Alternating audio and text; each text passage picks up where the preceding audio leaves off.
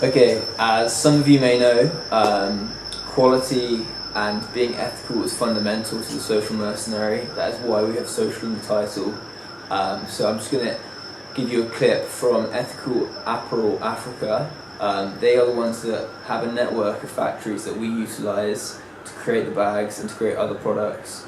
And they're just going to talk to you about how they work with the factories to ensure it's ethical and to ensure that people aren't being taken advantage of, everything's compliant, and so that we and you, the consumer, can be sure that you're getting the best quality without having to sacrifice the environment or the people that are making the products for you. So here you go. Okay, so ethical production, forms part. I think it's actually the pivot on which the whole of our company revolves.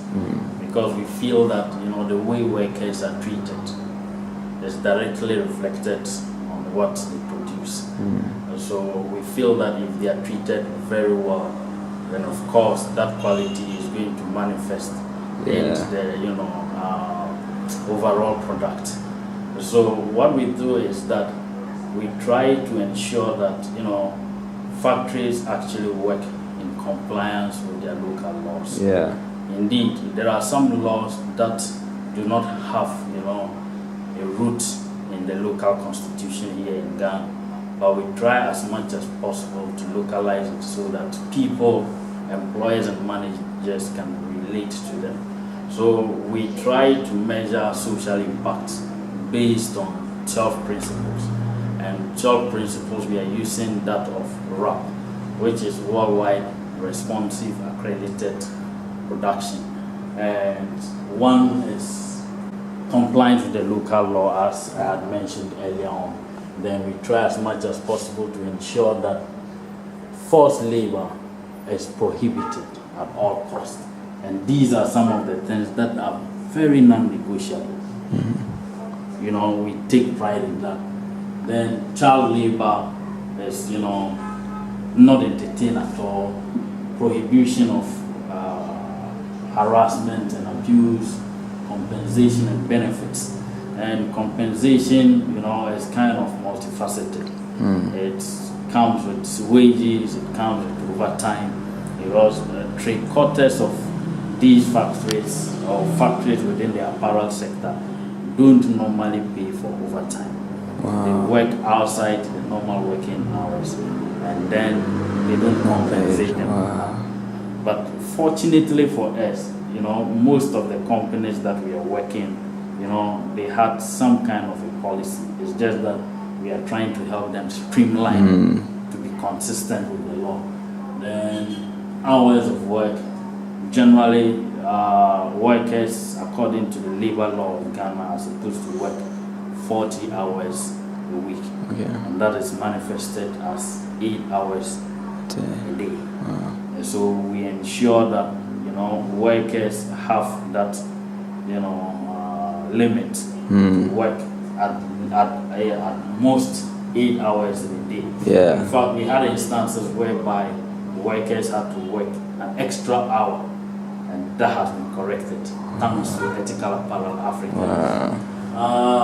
Discrimination. And discrimination may take different forms.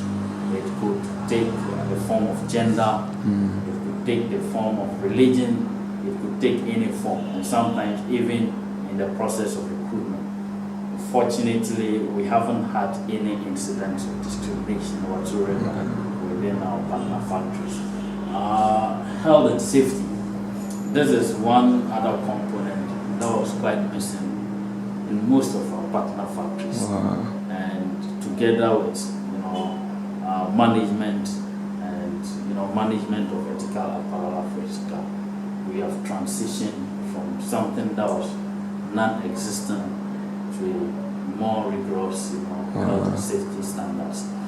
So if you visited partner factories, you would have realized most of them now have sessions where they take their workers through health and safety or occupational safety, and also most of them now have very vibrant first aid kits.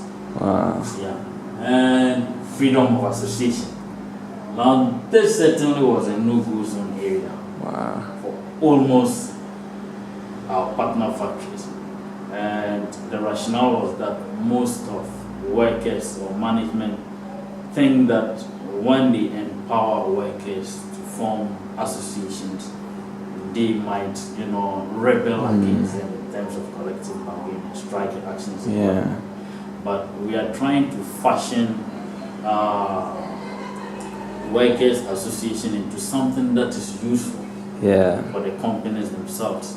For example, looking at it as a social club where workers can, once in a while sit together and discuss what their problems are and what they could do by themselves to ensure that production is effective, efficient.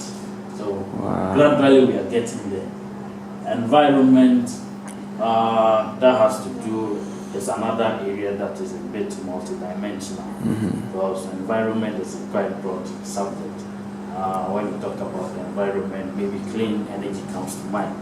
And clean energy is something we are really passionate about because we feel that most of the production cost of these factories comes from the usage of energy, electricity for that matter. And so we feel that if we are able to cut down the cost of electricity, then we would have been saving some cedis that probably would be channeled into other empowerment programs and also to pushing workers in terms of their compensation packages, other motivational packages that can get them to give out their best. So we are actually working so hard, working around the corner to see if we can actually get a CSR organization to probably fund solar energy for these factories. That's a long shot from now. Hopefully we'll get there. Amazing.